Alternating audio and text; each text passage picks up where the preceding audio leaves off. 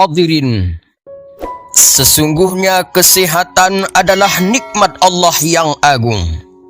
Nikmat sehat adalah mahkota yang tersemat pada diri setiap orang, tidak terlihat kecuali oleh mereka yang sakit.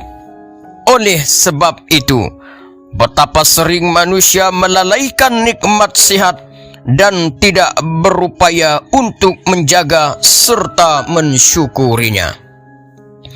Na'matani maghbunun fihima katsirum minan nas. Dua kenikmatan yang sering dilupakan oleh kebanyakan manusia. As-sihhatu wal farah, kesehatan dan waktu luang. Hadis riwayat Al-Imam Bukhari. Jika kesehatan begitu berharga, lantas kenapa Allah menurunkan penyakit kepada seorang hamba? Lalu, apa hikmah yang bisa diraih ketika sakit?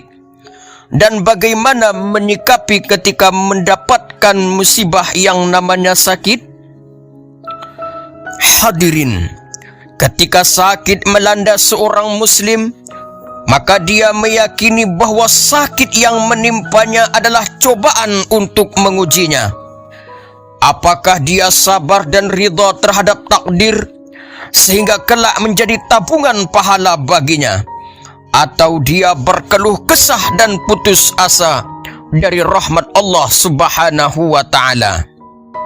Sakit yang menimpa seorang muslim bukanlah kemarahan dari Allah, bukan pula siksaan dari Allah, namun itu adalah ujian baginya. Sebab Allah Zat yang maha penyayang atas hambanya, melebihi kasih sayang seorang ibu kepada anaknya. Allahu arhamu bi'ibadihi min hadihi biwaladiha. Sungguh kasih sayang Allah terhadap hambanya melebihi kasih sayang perempuan terhadap anaknya. Hadis riwayat Imam Muslim. Maka oleh karena itu, marilah senantiasa berbaik sangka ketika sedang sakit, karena sesungguhnya Allah menguji manusia dengan penyakit untuk menjadikan manusia lebih dekat dengannya, bukan menimpakan azab, namun untuk mensucikan kita dari dosa-dosa yang telah kita lakukan. Oleh karenanya para ulama menyingkap beberapa hikmah ketika sakit menimpa seorang muslim. Pertama, sakit merupakan ujian sebagai tanda cinta Allah kepada hamba. Ketahuilah bahwa sakit yang Allah berikan kepada seorang hamba adalah tanda serta alamat kecintaan Allah kepadanya. Sebuah kode dan alam Allah sayang padanya. Maka dari itu, ridhalah dengan keputusan dari Sang Maha Takdir. Sesungguhnya besarnya balasan tergantung dari besarnya ujian. Dan apabila Allah cinta kepada suatu kaum, Dia akan menguji mereka. Barang siapa yang ridha, maka baginya keridaan Allah. Namun barang siapa yang murka, maka baginya kemurkaan Allah. Hadis riwayat At-Tirmidzi. Maka oleh karena itu, perhatikanlah perjalanan kisah para nabi dan rasul. Mereka adalah orang yang paling berat ujiannya. Namun bukankah mereka adalah para kekasih Allah? Sungguh mereka adalah suri tauladan yang baik dalam segala hal. Nabi Adam alaihissalam diuji dengan kedua putranya, yaitu Habil dan Qabil. Nabi Nuh diuji dengan anaknya. Nabi Ayub diuji dengan sakit yang teramat parah. Nabi Lut diuji dengan istrinya. Nabi Ibrahim diuji dengan bapaknya. Nabi Yakub diuji dengan buta matanya. Nabi Yusuf diuji dengan saudara-saudaranya. Nabi Muhammad sallallahu alaihi wasallam diuji dengan kehilangan kedua orang tuanya sewaktu kecil. Hadirin, semua kita akan diuji. Terkadang diuji lewat keluarga, terkadang diuji dengan diambil kesehatannya. Hadirin sidang jamaah Jumat, hikmah yang kedua daripada ujian cobaan sakit adalah dapat menjadi penghapus dosa seorang hamba. Di antara cara lain Allah itu cinta kepada seorang hamba, Allah menyegerakan balasannya berupa sakit di dunia untuk menjadi penghapus dosa-dosanya. Sehingga kelak di akhirat, seseorang tersebut menghadap Allah dalam keadaan telah suci dari dosa. Ujian senantiasa menimpa orang beriman, baik pada diri, anak dan hartanya, hingga ia bertemu Allah dengan tidak membawa satu kesalahan pun atasnya. Maka ketika seseorang sedang sakit, hendaknya dia yakin serta berharap bahwa sakit yang dideritanya adalah perantara untuk menghapuskan, membersihkan, menyucikan jiwanya dari dosa-dosa yang telah diperbuatnya.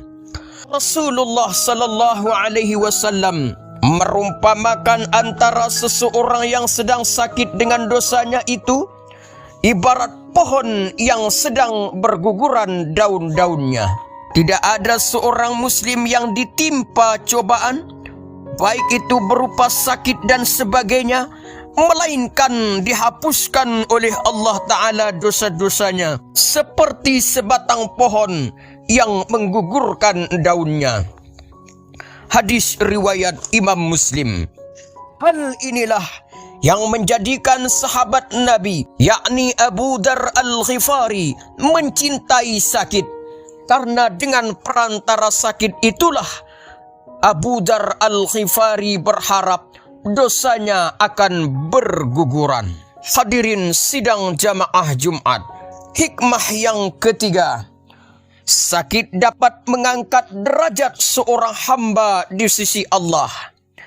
Apabila Allah menguji seorang hamba dengan suatu penyakit, maka hendaknya dia sabar serta berbaik sangka kepada Allah.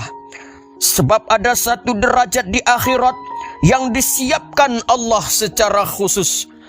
Kedudukan tersebut tidak bisa diraih dengan amalan-amalan atau ibadah, namun hanya bisa dicapai melalui perantara ujian-ujian yang menimpa seorang hamba.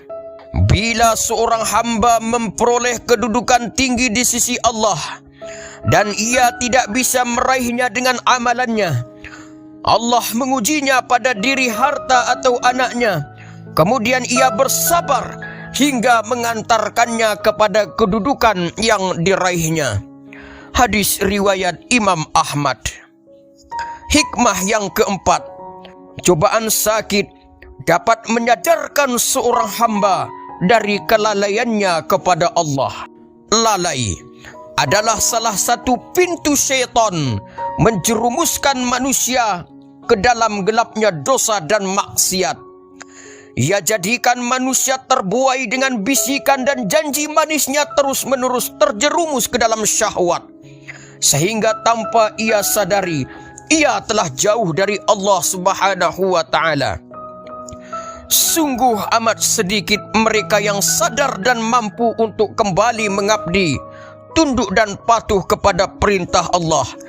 Maka di antara cara Allah menegur, mengingatkan dan menyadarkan hambanya ialah dengan memberikan ujian berupa sakit yang dideritanya sebagai tanda dan sinyal agar seorang hamba kembali tunduk dan bertaubat kepadanya. Maka di antara cara Allah menegur, mengingatkan dan menyadarkan hambanya yang lalai adalah dengan memberikan ujian berupa sakit yang dideritanya sebagai tanda dan sinyal agar seorang hamba kembali tunduk dan bertaubat kepada Allah Subhanahu wa Ta'ala. Demikianlah khutbah Jumat yang singkat. Semoga bermanfaat bagi kita semua. Amin amin ya rabbal alamin. Jangan lupa like, komen, dan subscribe Laimate TV.